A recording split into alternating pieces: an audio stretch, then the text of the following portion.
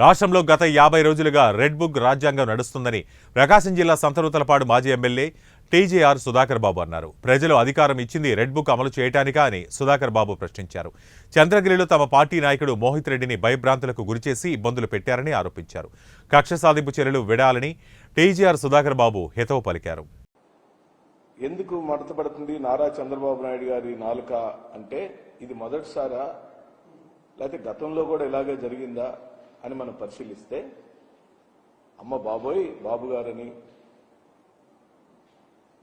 అమ్మ బాబు గారు అని ప్రజలు ముక్కు మీద వేలేసుకుంటున్నారు.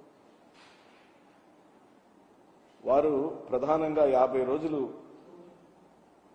పరిపాలించిన తదుపరి అసెంబ్లీ సాక్షిగా ఆన్ రికార్డ్ వారిచ్చిన హామీలు చూస్తే ఆయనకు భయం వేస్తున్నట్టుగా ఒక ఎక్స్ప్రెషన్ ఇచ్చారు.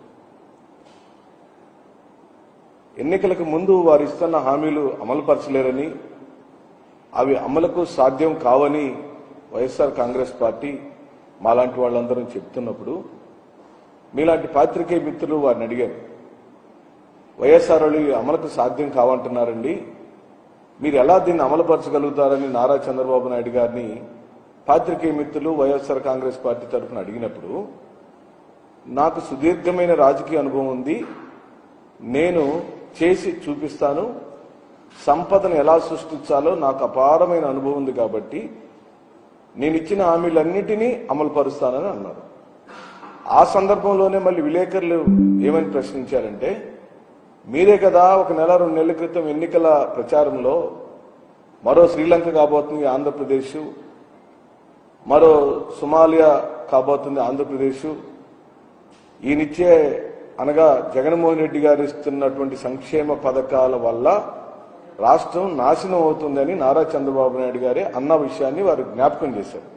మీరే అన్నారు కదా సంక్షేమ పథకాలని వృధా అని, సంక్షేమ పథకాలు ఏవి అవసరం లేదని, మళ్ళీ మీరే ఇప్పుడు సూపర్ 6 పేరుతో ఈ పథకాలన్నీ మీరు అనౌన్స్ చేశారు, ఇవి సాధ్యం కావని వైఎస్ఆర్ పార్టీ వాళ్ళు అంటున్నారు. అన్నప్పుడు నేను చేసి చూపిస్తానని ఇన్ని సంవత్సరాల అనుభవం ఉన్న చంద్రబాబు నాయుడు గారు ఈ రాష్ట్రానికి మాటిచ్చారు. నిజంగా మాకు ఆనందం కలిగింది. చంద్రబాబు నాయుడు గారు సూపర్ 6 అంతా అమలు పరిస్తే చూడాలని మేము మనస్ఫూర్తిగా కోరుకున్నాం. 50 రోజుల పాటు ఎదురు చూసాం. ఇప్పటికే ఇసుక పాలసీని ఏ విధంగా కప్పదాటు వ్యవహారంతో చేశారో మనం చూసాం. మద్యం పాలసీని ఏ విధంగా చేస్తున్నారో చూసాం. తల్లికి వందనం దగ్గరికి వచ్చేసరికి ఏ విధంగా మాట్లాడుతున్నాడో చూస్తున్నాం. ఆ రోజు తల్లికి వందనం అమ్మఒడికి కాపీ రాష్ట్ర ప్రజలకు కాదు దేశ ప్రజలకు అందరికీ తెలిసిన సత్యమే.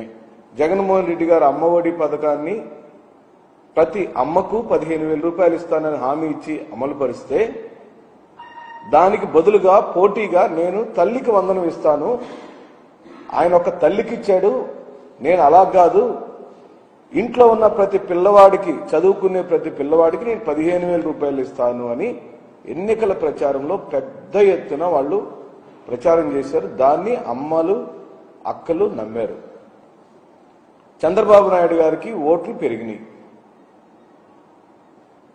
అదే కాదు చాలా హామీలు ఇచ్చారు. రైతులకు ఇచ్చిన హామీల గురించి మనం మాట్లాడదాము, ఉచిత బస్సు ప్రయాణం గురించి మాట్లాడదాము, అనేకమైన హామీలు ఏవేవైతే చంద్రబాబు నాయుడు గారు సూపర్ 6 పేరుతో ఇచ్చారో వాటి గురించి మాట్లాడదాం. ముందు తల్లికి వందనం మీద ఏ విధంగా వారు దాటివేత ధోరణి అమలు పరుస్తున్నారో చూద్దాం.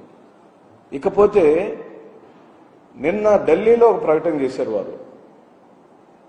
అంటే చంద్రబాబు నాయుడు గారి యొక్క రాజకీయ ప్రయాణం మొత్తాన్ని మనం గమనిస్తే ఎన్నికల హామీలప్పుడు ఒకలాగా, ఎన్నికలకు ముందు ఓట్లు అడిగేటప్పుడు ప్రజల యొక్క ఓటుని అడిగేటప్పుడు ఒకలాగా, ఓట్లు వేయించుకొని గెలిచిన తర్వాత మరోలాగా ప్రవర్తిస్తాడు అని చెప్పడానికి ఉదాహరణకు నేను కొన్ని సంఘటనలు చెప్తాను.